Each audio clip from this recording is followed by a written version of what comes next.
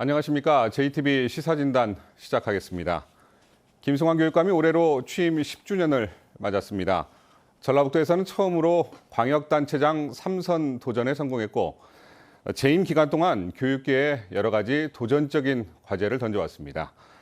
지역의 교육감이지만 우리나라 교육계의 아젠다를 선도해왔다는 평가를 받기도 하고 또 자기 주장과 확신이 너무 강하다 보니까 소통이 부족하다 이런 여러 가지 평가가 내려지기도 합니다. 그래서 오늘 시사 진단에서는 김승환표 전북 교육 10년과 앞으로 미래교육 방향성에 대해서 토론을 해보도록 하겠습니다. 오늘 토론을 위해서 김승환 교육감과 두 분의 패널 나오셨습니다. 안녕하십니까? 네, 안녕하십니까? 안녕하십니까? 네, 본격적인 토론에 앞서서 교육감으로 지낸 지난 10년간의 소회를 짧게 들어봐야 될 것 같습니다. 제가 기자로서 지켜본 김승환 교육감의 10년은 도전의 시간이었다 이렇게 평가하고 싶습니다. 부패, 권위주의, 기득권 세력과의 치열한 싸움, 또 그것을 극복하는 과정의 시간이었다 이렇게 생각이 되는데 교육감님 스스로 10년을 되돌아보신다면 어떤 평가 내리시겠어요? 그때 전북 교육감에 취임했을 때 전북 교육계의 상황은 굉장히 어두웠습니다.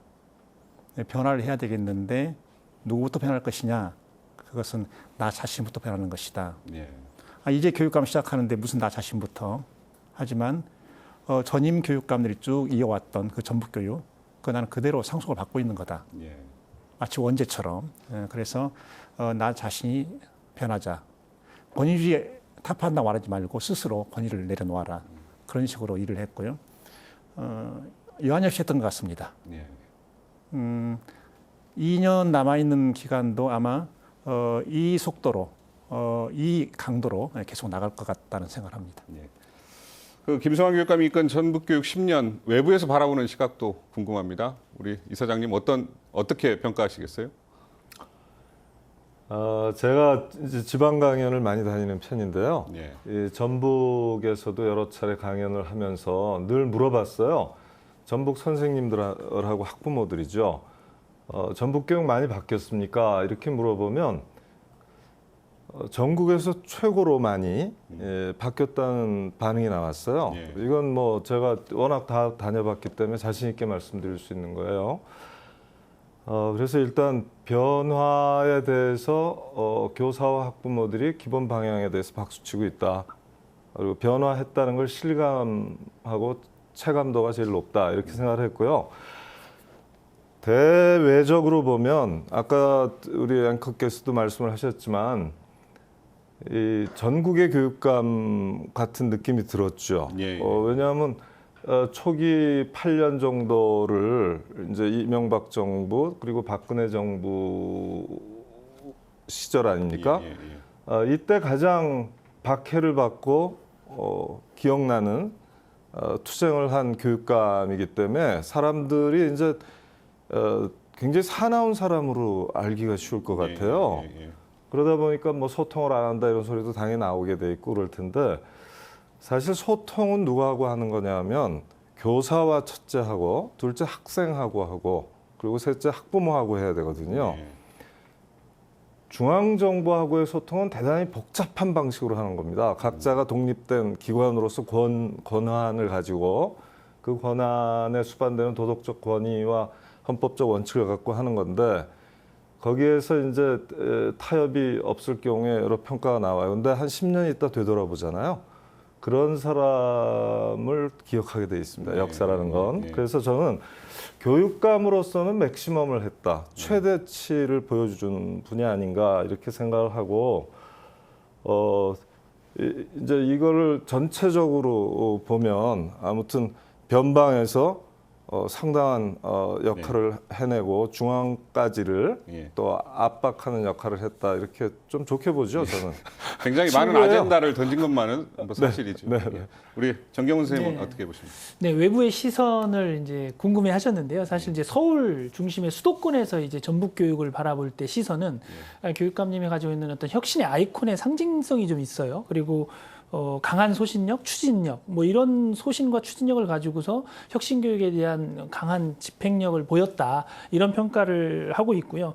혁신교육의 선두에서 뭐 10년 정도를 계속 지금 매진을 하셨고, 가장 객관적인 지표로 우리가 얘기할 수 있는 게 이제 그 여론조사나 이 직무지지도인데, 지난 6월이 이제 그 취임 2주년을 맞이해서 여론조사 전문기관인 리얼미터에서 이제 전국 17개 시도 교육감을 대상으로 조사한 게 있어요. 거기를 보면 지금 전북 교육감님에 대한 지지도가 49.9%가 나왔거든요. 근데 제가 이 통계를 보니까 당선될 당시에 지지도가 40%였어요. 예.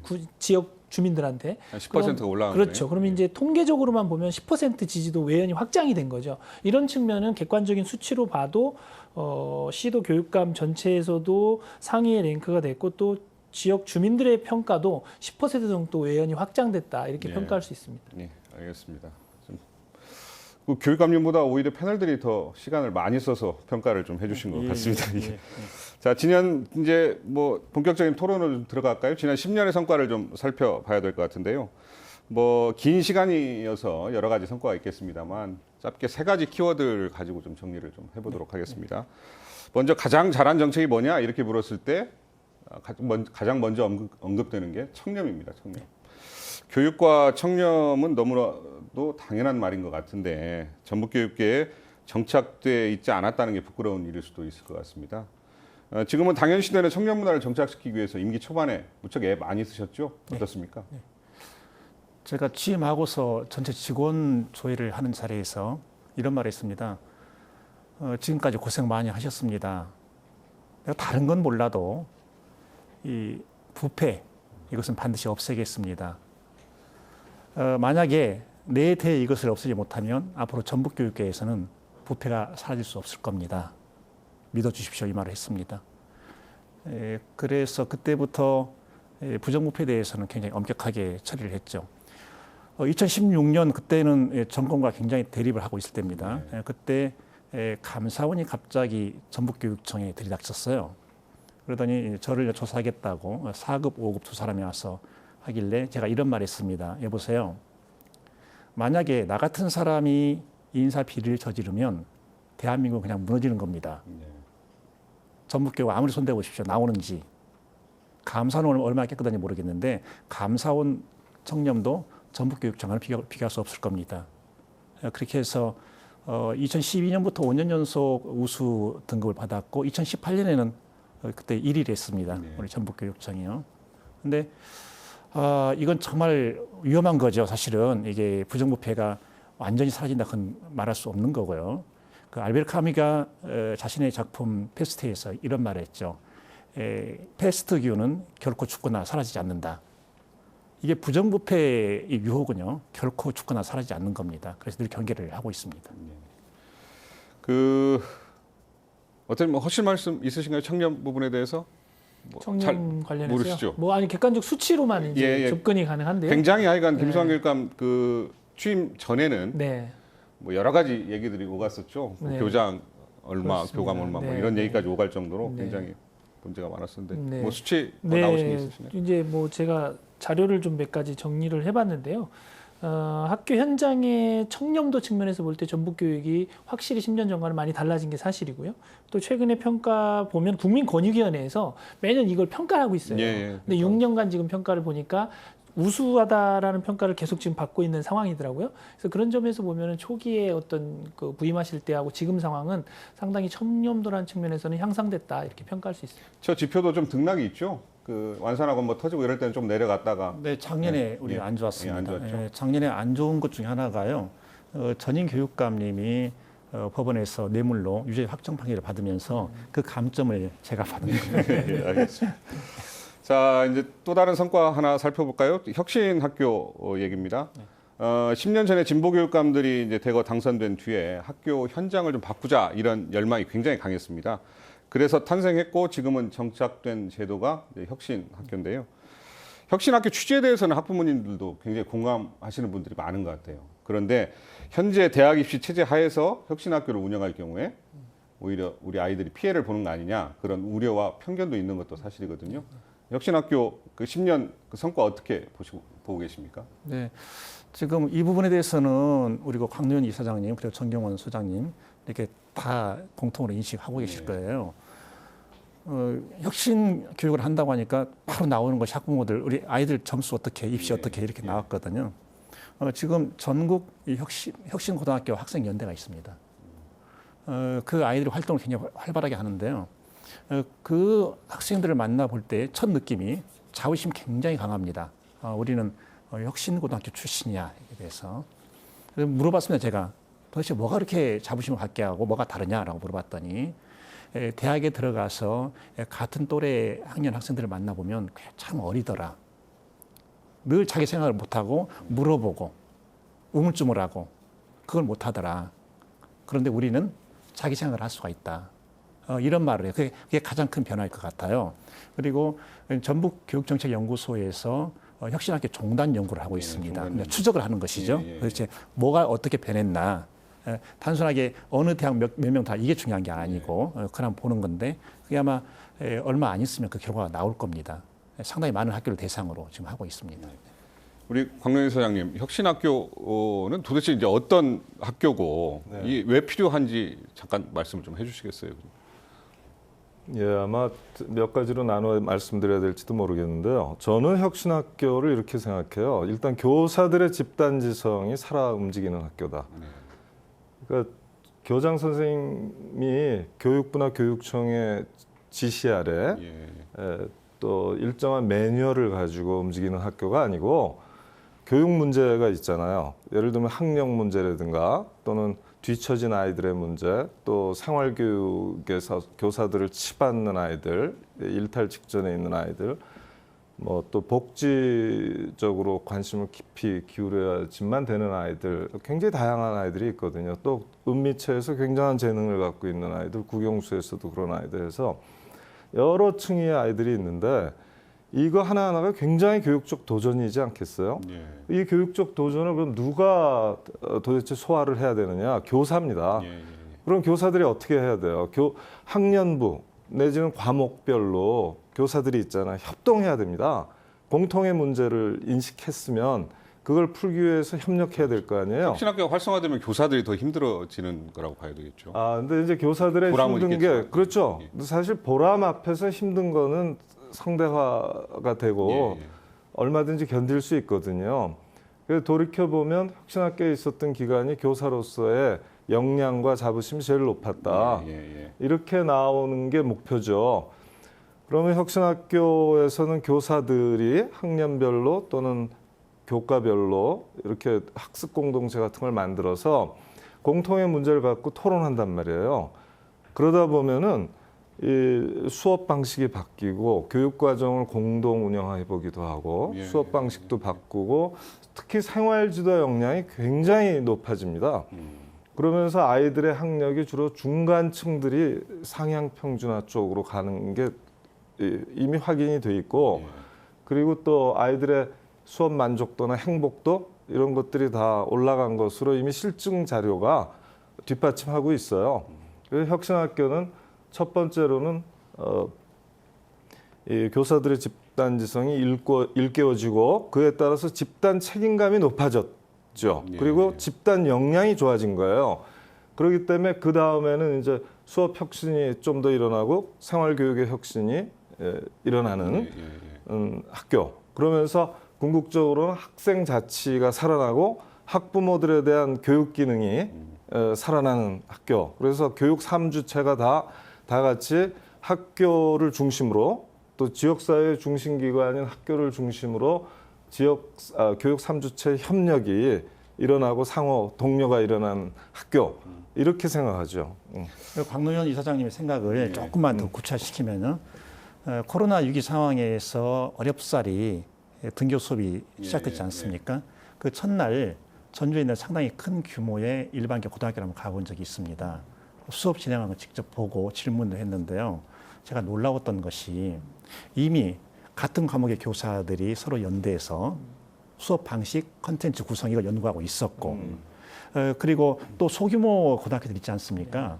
근데 그 소규모 고등학교도 여기서 연구한 결과를 가져갈 수 있도록 공유하는 거. 그래서 언제 이렇게 교사들의 삶이 변했지 정말 놀랐습니다. 그 대입제도 관련해서 제가 좀 드릴 말씀이 있는데 뭐냐면 그 혁신학교가 왜 대입제도에 불리하다는 그런 생각들을 많이 하시잖아요. 근데 지금 제가 통계를 분석해 보면 전북 지역은 정시, 그러니까 수능 준비, 모의고사나 이런 점수가 타 지역에 비했을 때 좀 높은 편이에요. 근데 이것이 갖고 있는 또 위기도 있어요. 어떤 면이냐면 지금 대입제도의 그 비율을 보면 수시 입학 비중이 70%에 육박하거든요. 그럼 정시로 뽑는 인원은 굉장히 제한돼 있단 말이죠. 그런데 전북이나 이게 특히 보면 현상이 서울에서 멀리 떨어질수록 이 비례하는 점수가 좀 있어요. 그러니까 제주도가 사실은 수능 점수는 제일 높게 나오거든요. 근데 문이 작아요, 정시는. 그러면 이제 사실은 수시 중심의 교육 과정으로 많은 변화가 필요한데 그 핵심에는 사실 혁신학교들이 있는 거예요. 그러니까 기존의 학교들이 수능 이 문제집, EBS 문제집 풀이 위주의 교육을 계속 하고 있는데 이거는 사실 바람직하지 않다라는 교사, 학부모, 학생들의 공통 인식이 있는 거고 그래서 정시 비중을 이제 줄였던 거고 그 수시를 늘리는 핵심에는 사실 혁신학교와 같은 교과 성적뿐만이 아니라 다양한 활동들을 평가하는 이런 흐름들이 있었거든요. 그 중심에. 그래서 어떻게 보면 전북에서도 향후 변화하는 대입 체제에 맞추려면 교육 과정의 핵심을 수능에다 맞출 것이 아니라 사실은 수시 중심의 체제가 구축이 돼야 진학률도 더 높아지거든요. 근데 그 핵심에 그런 형태를 가장 잘 띄고 있는 학교 유형이 사실은 혁신학교다. 그래서 그런 오해는 풀어야 되고 또 전북도 수시 체제에 맞는 교육 과정을 운영하기 위해서 더 노력해야 된다. 이렇게 말씀드릴 수 있습니다. 그 말씀하시니까 지금 두 분은 잘 모르실 텐데요. 방금 전북이 점수가 좋다고 하셨잖아요. 근데 전북에서는 계속해서 어떤 프레임이 있었냐면 전북 성적 꼴찌 계속해서 그걸 제가 공개가 당한 겁니다. 기초학력. 네, 기초학력 가지고. 자, 다음 얘기 하나 해볼까요? 임기 중에 또 다른 성과 하나가 이제 교육 복지 문제입니다. 지금 무상급식, 무상교육, 지금은 뭐 당연시 되는 얘기인데요. 도입 초기에는 어려운 점이 굉장히 많았던 걸로 기억이 됩니다. 물론 이제 예산이 수반되는 거에서 더 힘들었을 것 같은데, 전라북도 교육청이 반드시 실현하고자 했던 교육복지의 내용, 철학은 무엇이었습니까? 아이들이 배움과 성장의 과정에서 자신의 인간 존엄을 확신하도록 하자. 그걸 하신 거죠. 동료들도 다 이렇게 존엄한 존재고, 그러면 그걸 이제 구체화시키는 거고, 그 확신시켜 주는 것이 수단들이 있지 않습니까? 먹는 거 우리 다 똑같이 먹을 수 있어. 입는 거 다 똑같이 입을 수 있어. 학습 준비물 우리 학습 준비물 다 제공을 하고 있거든요. 초등학생의 경우에 다 이렇게 할 수 있어. 학교에 가면 다 존중받아. 선생님은 내 친구가 나를 쳐다보는 것이 아니라 나도 계속 쳐다보고 계셔 이런 거. 이런 것을 이제 교육복지의 철학으로 생각했고요. 여기서 중요한 것이 그럼 국가가 할 일은 뭐고 시도교육청이 할 일은 뭐냐는 거예요. 교육복지에 관한 국가가 거의 전적인 책임을 져야 한다. 지금 우리나라 국내 총생산 규모가 OECD 회원국 중에서 10위이지 않습니까? 그런데 국가가 교육에 책임지는 것은 아주 저 바닥이거든요. 다른 데는 다 웃죠. 어떻게 대학생들에게 등록금을 받아? 이런 거죠. 네. 그래서 여기 이런 건 정말 당연한 것이고 그리고 혜택으로 받는 게 아니라 이게 권리로서 받는 것이다. 그런 생각하고 있습니다. 지금 국가와의 그 교육복지 관련해서 예산 배분이 아직 확실히 매듭지어지지 않았죠? 네, 조금 불안정한데요. 지금 당장 고등학교 무상교육의 경우 작년에 이제 갑자기 정부가 속도를 내기 시작했어요. 그러면서 시도교육청이 협조를 해달라. 분담 비율이 정부 47.5, 시도교육청 47.5, 그런 지자체가 5 이렇게 했어요. 그래서 제가 당시 회장하고 있을 때인데 이렇게 하는 게 아닙니다. 대선 공약이면 대통령이 지키셔야죠, 이걸. 그런데 하도 다급하다고 하니까 우선 잠정적으로 이 비율을 하겠습니다. 그러나 계속해서 정부 몫을 늘려나가십시오. 그렇게 잠정 합의를 해줬던 겁니다. 교육복지는 사실상 국가가 책임져야 된다는 데서는 동의하시죠? 물론 지역교육청이 지금 굉장히 예산도 부족한 상태에서 교육비로, 복지비로 좀 많이 쓰고 있는 부분이니까 그 부분에 대해서 어떻게 하실 말씀 있으시면? 네, 지금 사실은 이제 돌봄 문제 관련해서도 논의가 많이 되고 있는데요. 뭐 교육감님 말씀하신 대로 기본 입장은 교육은 학교의 책임이지만 돌봄은 국가의 책임이다. 그래서 예를 들면 방과 후의 시간을 학교라든지 공간을 협조해주고 이렇게 할 수는 있지만 돌봄에 대해서는 중앙정부와 지방정부가 지자체가 책임을 지고 같이 이건 짊어져야 될 몫이지 이걸 학교가 다 사실 감당할 수는 없는 거거든요. 그 부분은 뭐 같은 입장으로 생각하고 있습니다. 그 부분도 지금 일단 교육부가 한 발을 뺀 것 같아요. 돌봄을 뭐 이쪽 학교 쪽으로 넘기려다가 네, 반발을 해서 그 작년 재작년에 사실 저출산 고령사회위원회가 상당히 강하게 밀어붙였습니다. 학교에서 돌봄 기능을 강화해서 부모들이 걱정하지 않게 하자. 그래서 그때 이제 제가 그 위원회 책임자도 만났습니다. 만나서 이렇게 하는 게 아닙니다. 학교는 말 그대로 교육하는 곳입니다. 아이들 돌보는 것은 이것은 지자체와 지역사회가 하는 겁니다. 세계 어느 나라에서 우리나라처럼 하는 나라가 있습니까? 일반 국민들이 의식을 잘 못해서 그렇지 이런 식으로 하게 되면 정작 중요한 교육도 제대로 못하는 겁니다. 그러더니 이번에 정부에서 그 주된 책임은 지자체가 있다 이렇게 선언한 거죠. 그것만으로 상당히 큰 진전이라고 볼 수가 있습니다. 성과 이제 살펴봤습니다. 뭐 정책을 만들어 나가는 과정이 모두 힘들겠지만 특히 아까 이제 우리 이사장님께서 말씀하셨지만 정보의 갈등 정말 어려운 일이었을 것 같아요. 학교 폭력, 학생부 기재 문제, 누리 예산 문제, 학생 인권 조례, 뭐 역사 교과서 국정화, 자사고 폐지, 뭐 언뜻 떠올려도 이제 뭐 적지 않습니다. 그 어떤 철학을 가지고 정부의 그 갈등 대응을 하신 겁니까? 네, 제가 앞선 그 두 개 정부에서 검찰 고발당한 건수가 16건이니까 아마 그 정도 다퉜다고 보시면 됩니다. 네, 큰 걸로 해서요. 네, 그래서 근데 저는 이제 이렇게 보는 겁니다. 그 국가 그다음에 지자체, 그 학교의 권한과 책임 있지 않습니까? 그래서 복지 이것은 국가가 전적으로 가장 많은 책임을 져야 된다. 그리고 교육 과정을 만들어내고 수업을 하고 평가하는 이것은 거의 전적으로 학교에 넘겨야 된다. 그것도 교사 손으로 넘겨야 된다. 이렇게 하는 것이고요. 그다음에 그러한 정책이 맞냐 틀리냐 이걸 저는 항상 판단하는 잣대가 교육부에서 어떤 정책을 가지고 나왔을 때 이것이 교사와 학생에게 도움이 되는 것이냐 도움이 안 되는 것이냐. 그래서 도움이 안 되는 것이다라고 하면 그때는 거부를 하는 것이죠. 그래서 그러다 보니까 사람들이 이해를 잘 못하는 거예요. 대표적으로 2012년에 당시 MB 정부가 갑자기 학교폭력 대책을 세워야 되겠다고 나온 겁니다. 대구에서 중학생들 사건이 일어나고서 바로 그것을 끄집어내면서 이들은 안 되겠다는 거예요. 그래서 장관 훈령으로 가해 학생에 대해서는 학교에서 징계 처분을 내리는 것에서 끝내지 말고 그 기록을 학생부에 남겨서 이 아이가 대학에 지원하려고 할 때 그때 자료를 내라야 하는 겁니다. 그럼 이제 그 학생의 앞길을 막아버리겠다는 것이죠. 이게 우리 헌법상으로도 이중처벌을 금지하고 있지 않습니까? 근데 이 잘하는 아이들에게 앞길을 막아버리는 거죠. 이런 식으로 앞길을 막으면 세계적인 위인들 있잖아요. 이 시대에 대한민국에 태어났으면 전부 다 도태되는 겁니다. 그래서 저는 이렇게 하는 게 아니다라고 했는데 끝까지 밀어붙였어요. 밀어붙여서 그 당시에 우리 전북의 쉬운 4개 고등학교에서 교장 선생님들이 학생부에 기재하는 것을 거부를 했거든요. 굉장히 놀라운 거 아닙니까? 교육부에서는 계속 그러면 교장 중임 안 시켜주겠다. 계속 압박을 가하는데도 쉬운 4군데 중에 쉬운 3군데가 거부를 한 거예요. 그러니까 교육부에서 굉장히 강하게 감사를 했거든요. 했는데 결국에 이제 저 한 사람이 이제 처벌받고 벌금 선고 받고 이제 끝났는데 뭐 그 정도는 저 감수해야 되는 것이죠. 그리고 그 당시에 사실 잘 알려져 있지는 않지만 이제 교장 선생님들이 경찰이 부르면 겁이 나잖아요. 그런데 고맙게도 이제 법대 제자들 15명의 변호사들이 모여가지고 이제 교장 선생님들 분담해가지고 이렇게 모시고 갔던 겁니다. 그래서 교장 선생님들은 일단 그것은 면했죠. 그 지역의 교육감이 그렇게 정부와의 갈등을 버텨내고 굉장히 어려운 일이죠. 네. 사실 중앙 정부의 힘이 생각보다 굉장히 강합니다. 법령상 교육 관련 권한이 교육부 장관, 교육감, 학교장한테 이제 배분이 돼 있는데요. 우리는 아직까지 학교 자치를 중심으로 지원청이 있고 그 지원청이 못하는 걸 교육청이 하고 시도교육청이 하고 그 시도교육청이 못하는 걸 교육부가 한다. 이런 걸 이제 보충성의 원리 뭐 이렇게 얘기하는데요. 이런 지방자치의 근본 원리들이 제대로 작동을 안 하죠. 과거에 교육부 중앙집권 권력에 있어서 그 흔적이 법에 그대로 남아 있거든요. 그러다 보니까 교육부 장관 또는 교육감은 뭐 이런 그러니까 권한 주체가 이중화되어 있는 경우가 있어요. 그 교육부가 당연히 교육감한테 넘겨줘야 될 거를 미련이 남아갖고 이제 남겨놓은 경우인데 대표적인 게 뭐 자사고 지정 문제. 뭐 네, 맞습니다. 그렇죠. 거기다 이제 이명박 정부나 박근혜 정부 때 또 중앙 정권의 그 권한을 강화시켜 놓은 게 있지 않습니까?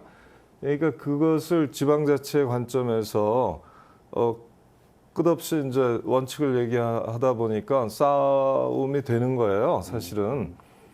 그리고 내용적으로 이제 학생인권 조례라든가 누리과정이라든가 네. 또 뭐 자사고 문제라든가 이런 경우에도 누군가가 아무튼 헌법적인 원칙 같은 걸 얘기해 주는 사람이 필요해요. 그런데 그게 쉽지 않습니다. 왜냐하면 다음 선거도 기다리고 있고 그리고 나만 네. 그 걸려 있는 문제가 아니잖아요.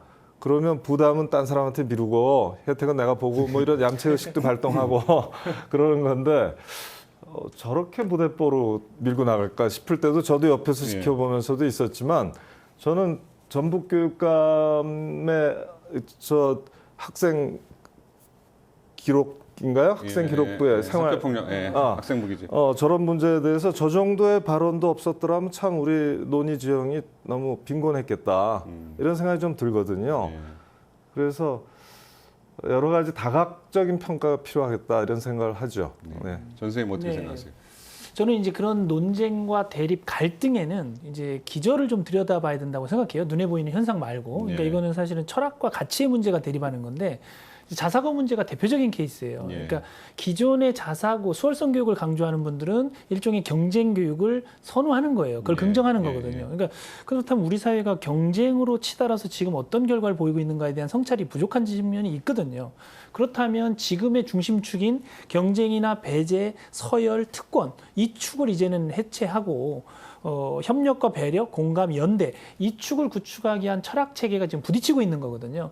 그렇다면 우리 사회가 사회적 합의를 가지고 사회적 신뢰를 구축하기 위해서는 공감이나 배려, 그러니까 경쟁을 해소하고 연대를 강화하는 쪽으로 교육 철학의 전반적인 기조가 작동을 해야 되는 게 맞거든요. 예, 예. 근데 누군가는 방금 말씀하셨다시피 그런 목소리를 내야 되는데 사실 안 내고 있는 거예요. 그럴 쉽지 때 않죠. 쉽지 않죠. 교육감의 자리에서 또 그런 네. 목소리가 그런 있고. 상황에서 계속 그런 목소리를 내셨기 때문에 사실은 더 탄압을 받을 수밖에 없는 상황이었다 이렇게 분석을 하고 있습니다. 예. 네, 저는 그 부분 관련해서 자라는 아이들에게 선민의식, 특권의식을 심어주는 것은 독이다 이렇게 보고 있고요.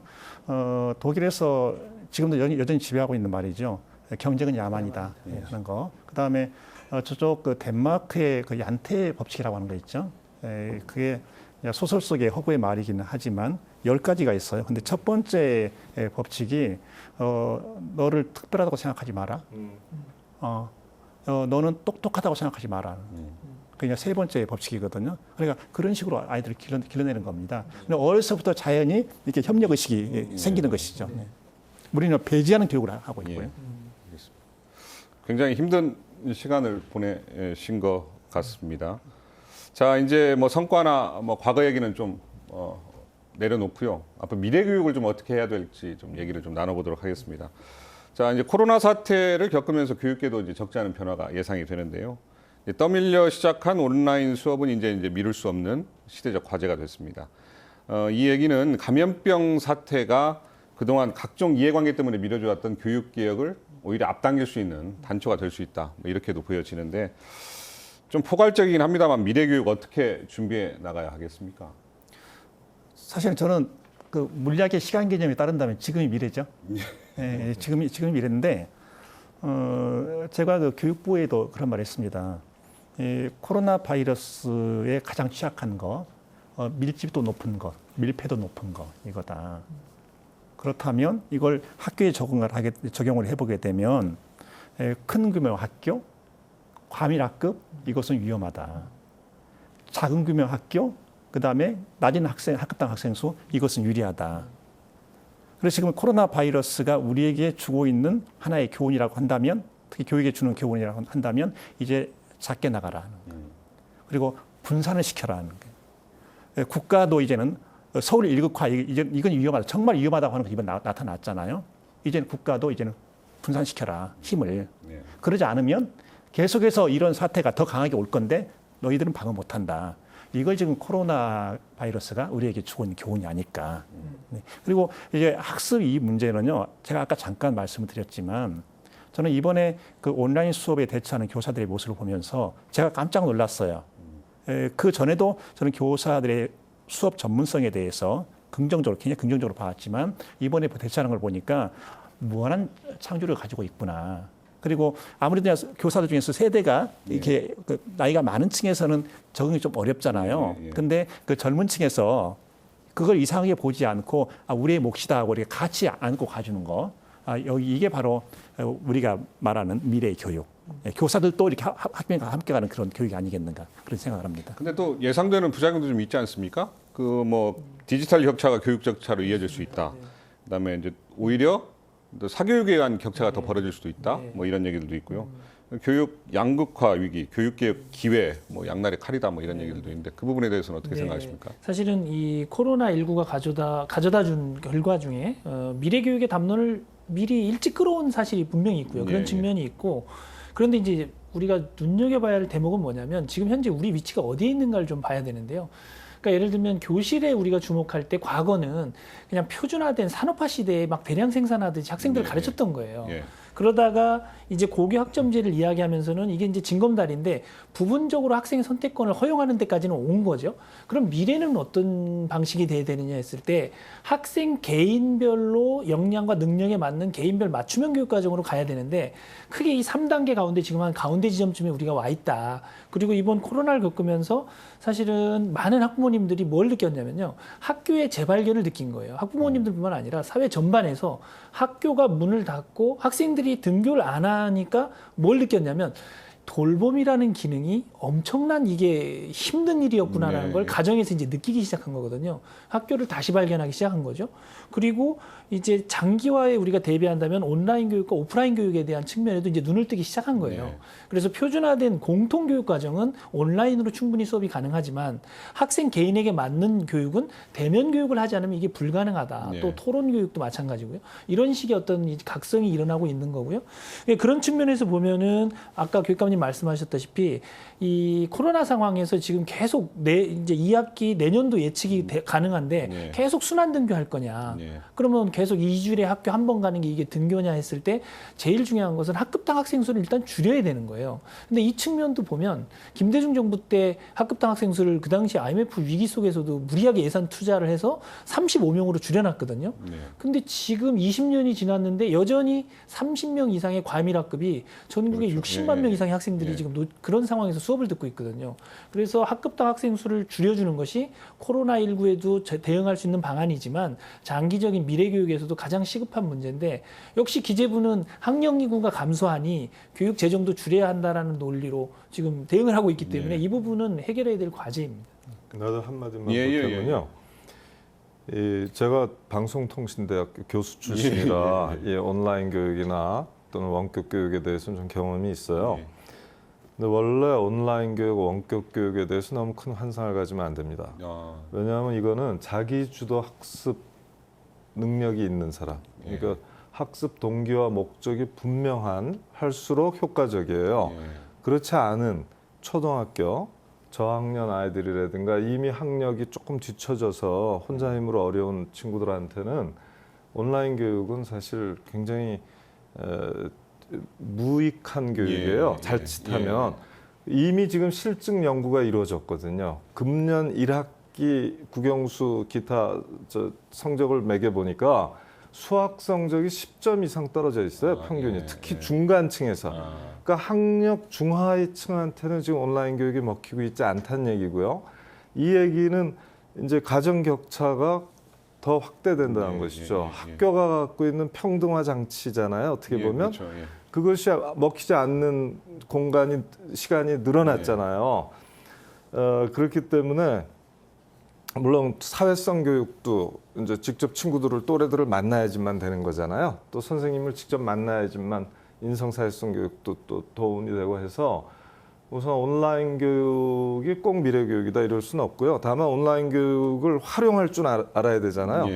그런데 이번에 교사들이 이제 그런 것을 짧은 기간 안에 굉장히 모범적으로 다 해낸 건 사실이에요. 그래서 그 부분에 대해서는 뭐 아까 이미 굉장한 창조력을 갖고 있다 해서 칭찬의 말씀을 주셨고, 해법은 그러니까 온라인 교육을 너무 강조하기보다는 정말 급당 인원을, 특히 대도시 문제죠. 그 도시에서의 급당 인원을 대폭 줄여서 그 분산시키고 작게 하는 거, 그것이 코로나19 시대에 꼭 필요한 것이라는데 저도 공감하고 제가 있습니다. 저번에 다른 토론에서 그 패널께서 그런 말씀을 하시더라고요.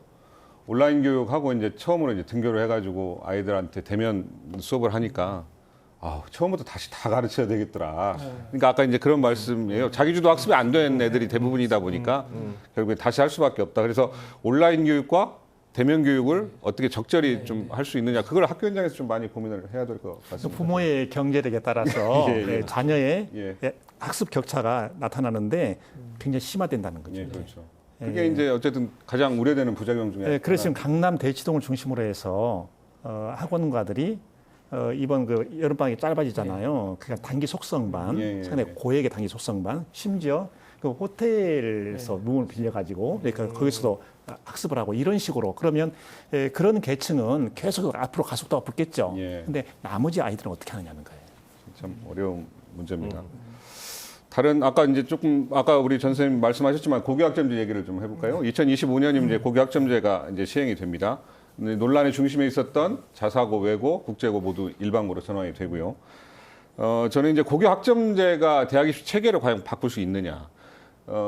저희들이 교육을 얘기할 때 대학 입시 체계가 바뀌면 초중등 교육이 금방 바뀔 수 있다 이런 얘기를 하지 않습니까? 그러니까 탑다운 방식인데 고교학점제가 도입되면서 바텀업 방식으로 좀 바뀔 수 있느냐? 이런 문제에 대해서는 어떻게 보고 계십니까? 그 대학 입시를 고려하지 않은 예. 고교 학점제는 상상할 수 없는 겁니다. 예, 그게 연계되어 있는 것이거든요.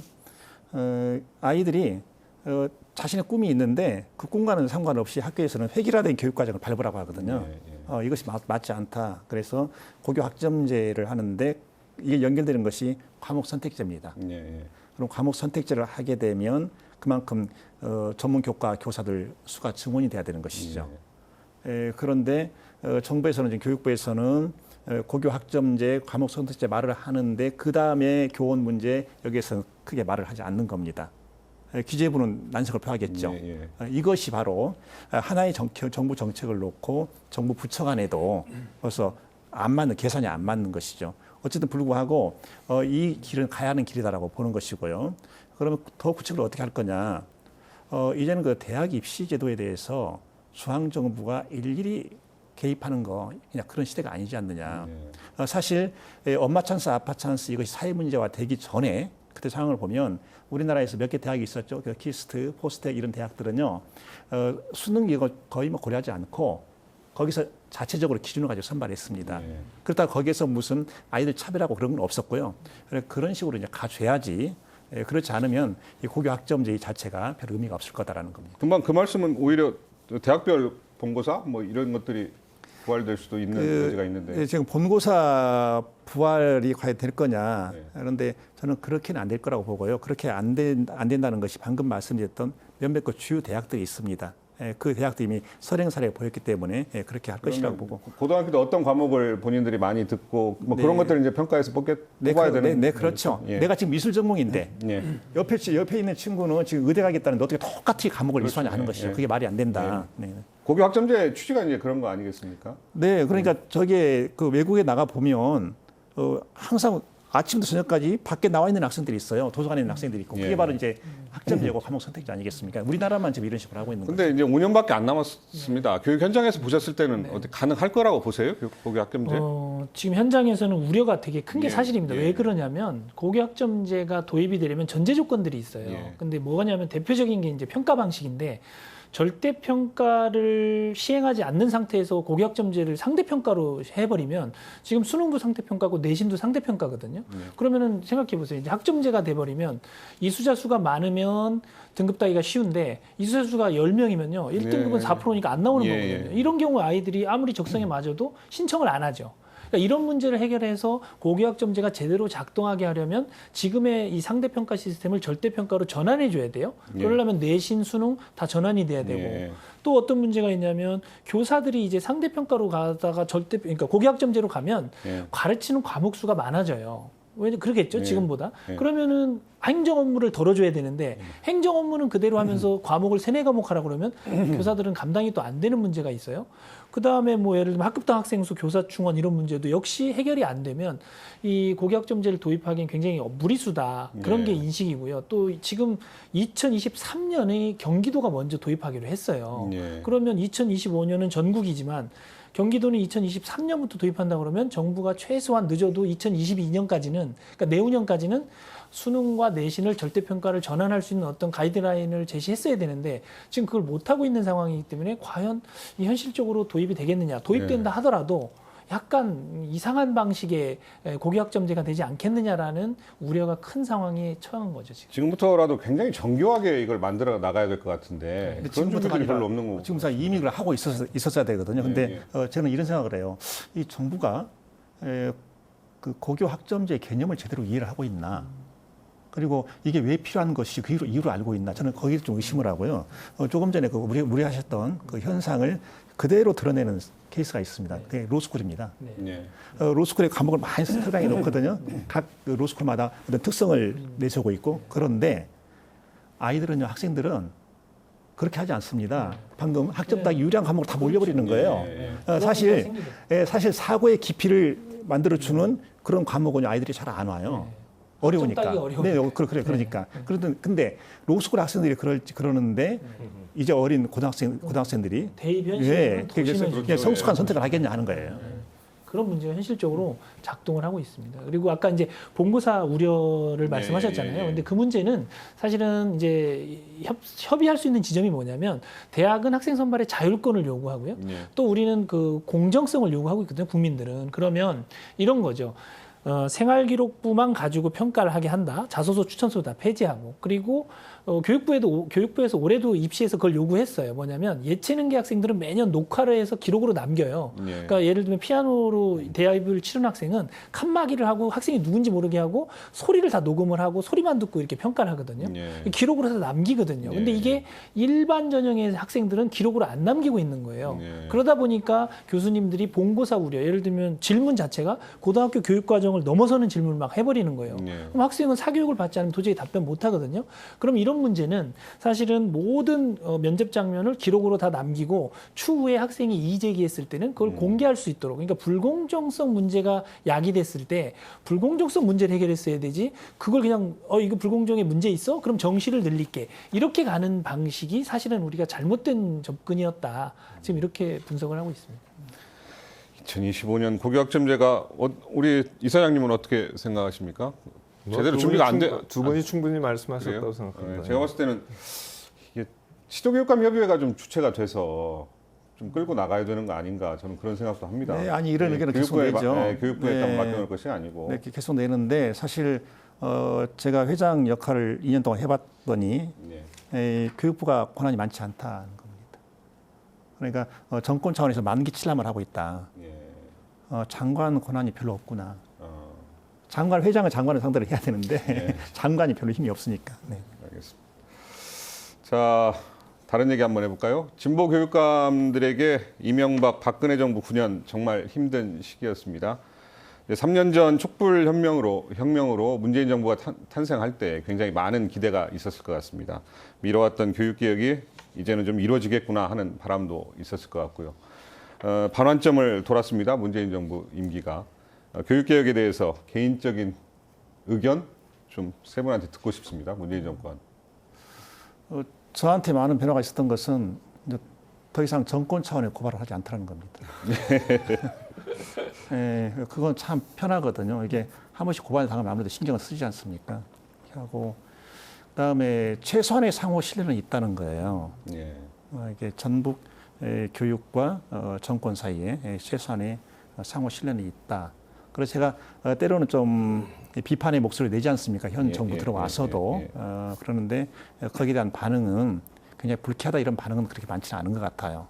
저런 말을 하고 있구나 이 정도. 이렇게 하고 이번 주에도 수요일에 춘천에서 부총리와 호남권 교육감들 간담회가 있었지 않습니까?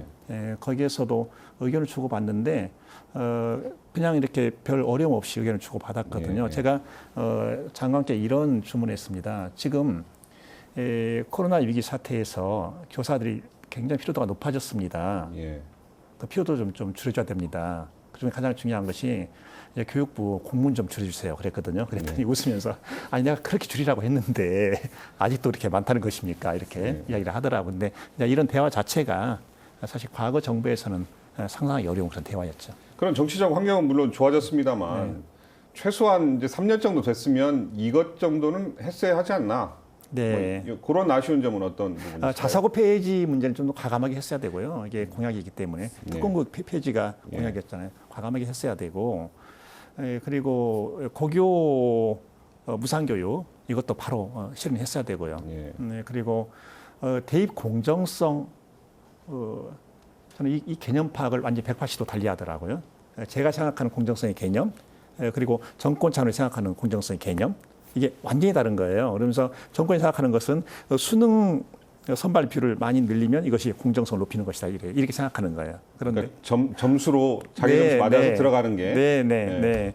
제가 그래서 정시 얘기가 점수 확대 얘기가 나온 거 그래서 제가 아니겠습니까? 이번 주에도 전주에 어느 일반계 고등학교에 가서 강의를 하는데 아이들이 그냥 공정성을 물어보는 거예요. 이렇게 자사고 이런 문제를. 그래서 여러분들은 수능 점수가 공정하다고 생각하냐 하면서 이미 출발부터 엄마 아빠의 사회적 경제 지위가 차이가 나는데 어떤 아이들은 정말 온갖 것을 다 동원해서 학습을 하고 어떤 아이들은 하고 싶어도 못하고 그런데 그 똑같은 조건에 시험을 치르라고 한다. 그것을 공정하다고 말할 수 있겠냐? 제가 이렇게 물어봤거든요. 네. 그러니까 정부가 생각하는 공정성 개념은 정말 치명적으로 문제가 있다는 것이죠.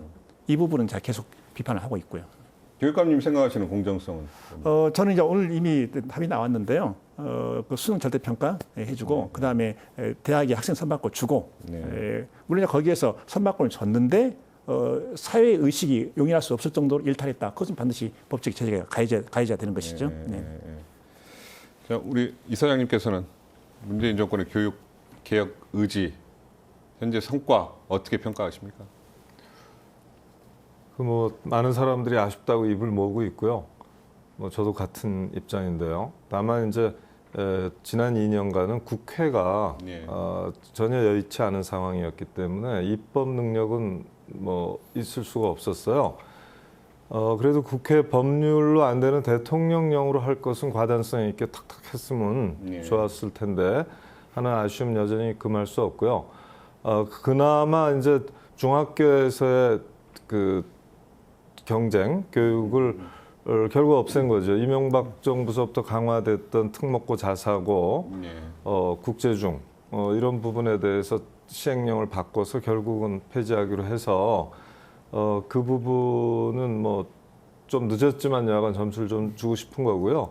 근데 사실 저는 이제 교육 문제가 대학 입시 문제, 정시 비율 문제 이런 걸로 자꾸 좁아지는 게 굉장히 문제라고 생각하고 기본적으로 공정성 논란에 대해서 사실 대통령부터가 얘기를 해야 된다고 봐요.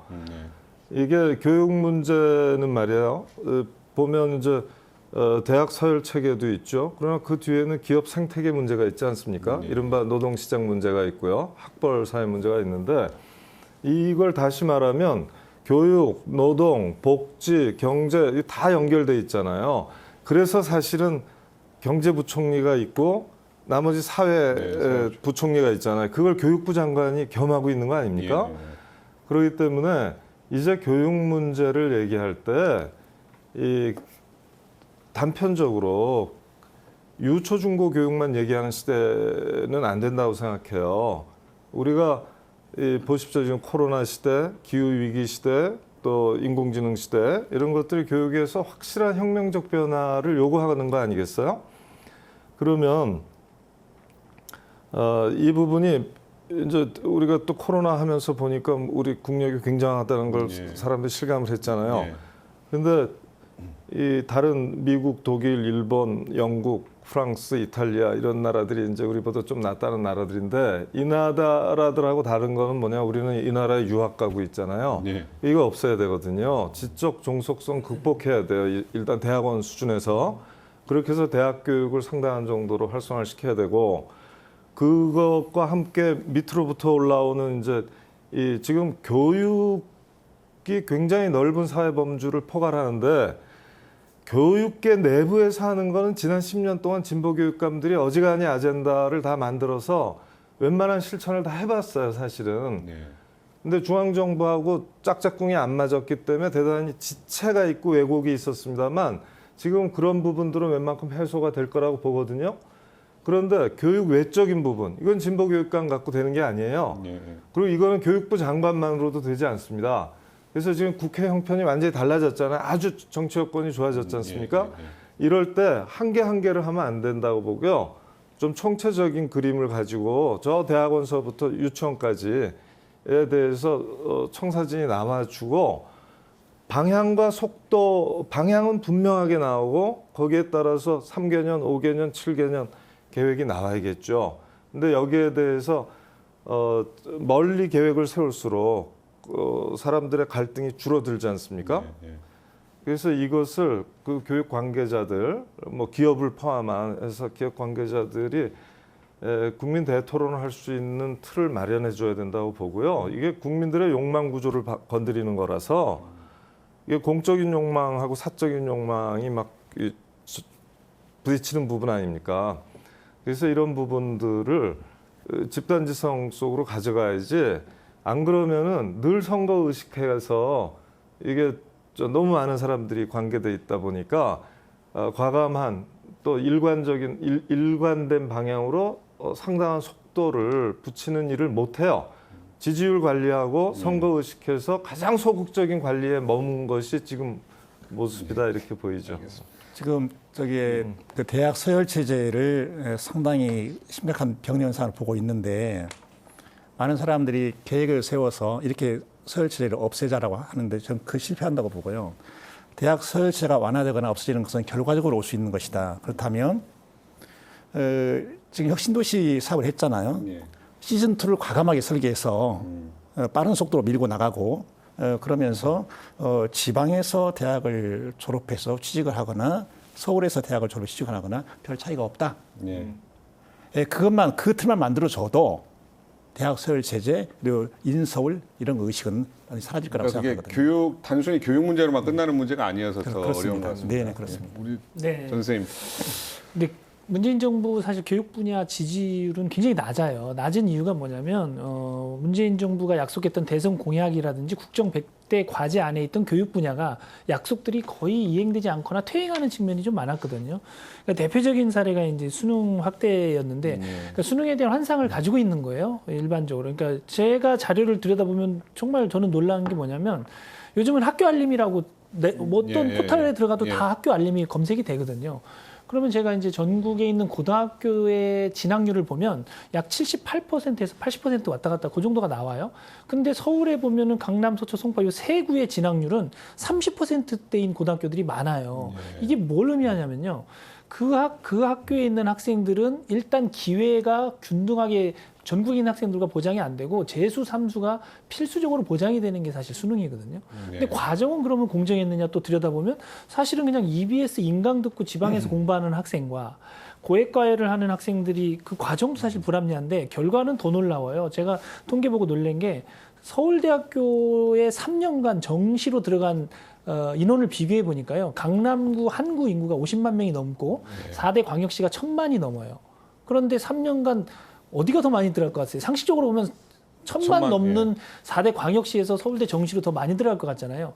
50만이 넘는 강남구가 정시 합격자 수가 더 많아요. 4대 광역시보다. 이것은 우리가 수능에 대해서 가지고 있는 환상이 있는 거거든요. 그러니까 공정한 것 같지만 사실은 기회부터가 지방에 있는 학생들은 자기가 수능 한번 보면 그 점수에 맞춰서 전문대라도 진학을 하지만 이 말씀드린 학교들은 보면은 30%대라는 얘기는 100명이 졸업하면 70명은 재수, 삼수로 그냥 다 가는 거예요. 기회 자체가 2번, 3번, 4번이 보장되는 학생들과 딱 한 번으로 결정되는 이런 걸 우리가 더 들여다봐야 아까 뭐 교육감님 말씀하셨듯이 부모의 사회경제적 지위가 이미 수능 점수에 포함된다는 사실은 우리나라뿐만 아니라 미국의 뭐 SAT 점수나 ACT 점수에 다 나오고 있거든요. 네. 그래서 그 강남벨트에서 고등학교 다니는 학생들 대학 입시 프리미엄만 깨져버려도 부동산 가격 잡는 데는 상당히 기여할 겁니다. 부동산까지는 뭐 여기서 얘기할 시간 없을 것 같고요. 자, 이제 시간이 거의 다 됐습니다. 이제 김성환 교육감 임기가 2년 남았는데요. 김성환 교육감에 대한 두 분 패널의 이제 당부의 말씀, 2년간 교육 정책을 어떻게 이끌어달라 당부의 말씀 좀 해주시고요. 교육감님 그 각오 듣고 토론 마무리하도록 하겠습니다. 네. 이 이사장님. 예. 이제 삼선의 장점이 하나 있죠. 더 이상 교육감 선거는 안 치르니까 이제 이 흔한 말로 눈치를 좀 덜 봐도 되는데 그 눈치라는 게 이런 거예요. 사실 교육 행정가거든요. 1차적으로는. 예. 이 경우에는 법 내 행정을 하기 때문에 예산 내 행정을 하고 그 과정에서 흠이 없어야 되잖아요. 그러니까 이해 당사자들 끊임없이 만나야 됩니다. 그건 언제나 행정가로서 필요한 일이고요. 그러나 사실 교육혁명의 목소리가 돼줘야 된다고 봐요. 네. 이거는 대단히 예언자적 사명인데 행정가를 넘어야 됩니다. 선출직이라는 건 정치인이거든요, 기본이. 네. 정치인은 가치 변화를 이끄는 사람이에요. 시대 정신의 요구에 민감하게 반응하는 사람인데 이 기능은 스스로에게 부과하면 부과할수록 좋습니다. 예. 지금 그런 쪽으로 목소리를 낼 수 있는 사람은 삼성 교육감 2분인가밖에 없잖아요. 3분인가요? 3분밖에 없고 특히 김성한 교육감한테 제가 절대적으로 요구하고 부탁하고 싶은 건데 지금 21세기도 20년이 지났어요. 종전의 교육 10년 동안 강산 바뀌는 세월만큼 해서 교육을 어느 정도는 바꿨지만 아직 그 사람들의 욕망 안에서의 교육에 대한 개념을 바꾸지 못했거든요. 그래서 정말 과감하게 이 차세대를 위해서 교육혁명의 목소리를 내야 된다. 거침없는 하이킥으로 예언자의 소리를 발해달라. 이것이 저의 당부입니다. 알겠습니다. 네. 정경훈 선생님. 네, 네, 저는 뭐 지금까지 사실은 해오신 대로 혼자 사실 좀 보기에 좀 안타까울 정도로 비바람 맞으시면서 제일 앞에 서서 고생을 하셨는데 교육 공동체가 굉장히 어둠 속에서 헤매고 막 있을 때 사실 등대 같은 역할 많이 해주셨거든요. 방향타도 잡아주시고 그런 역할 남은 기간 동안 계속 해주시면서 또 한편에는 어떤 현안에 대해서 아주 치열하게 고민하고 토론하시는 것만큼 또 소통도 더 적극적으로 해주시면 아마 남은 임기 동안 굉장히 길이 남을 평가받을 교육감으로 되지 않을까 이렇게 알겠습니다. 기대하고 있습니다. 예. 네. 교육감 각오를 좀 말씀해 주시죠. 네. 아까 처음에 말씀드린 것처럼 지금까지 해왔던 그대로 할 겁니다. 네. 남은 2년도. 그리고 저는 소통 중에서 가장 잘하는 계층이 아이들과 소통입니다. 그 아이들 만나면 전혀 이렇게 대화에 막힘이 없고요. 그리고 순간순간 아이들한테 배우고 그래서 그 소통을 굉장히 잘하고요. 다른 쪽에서 보면 그냥 편향적인 소통을 하고 있다 이렇게 비판할 수도 있겠죠. 그런데 저는 교육감의 존재 목적은 아이들이다. 그래서 앞으로도 아이들 보고 가는 교육감 역할을 할 거고요. 아까 뭐 혁명가라고 우리 권 이사님 말씀하셨는데 그러지 않아도 저를 강하다고 그러는데 여기서 예언자적 행정가를 넘어서 혁명가까지 가버리면 이제 사람들 진짜 뭐라고 말하겠습니까? 그래서 부드럽게 알아서 잘 조절하시기 바랍니다. 부드럽게 예. 하겠습니다. 예, 알겠습니다. 자, 시민들이 교육 개혁을 열망하는 것은 사회 변화의 첫걸음이기 때문일 것입니다. 김승환 교육감의 남은 2년, 지나온 10년과 비교하면 짧은 시간이지만 여전히 할 일이 많이 남아있는 것 같습니다. 가고 싶은 학교를 만들겠다는 전북교육청의 슬로건처럼 학교가 지식 전수, 진학을 위한 공간만이 아니라 삶의 지혜를 배우는 공간으로 바뀌길, 그리고 우리 아이들이 설레고 즐거운 마음으로 매일 학교를 갈 수 있는 날이 빨리 오기를 기대해 보겠습니다. 자, 오늘 토론 마치겠습니다. 참석해 주신 패널들께 감사드립니다. 저는 다음 주에 뵙겠습니다. 고맙습니다.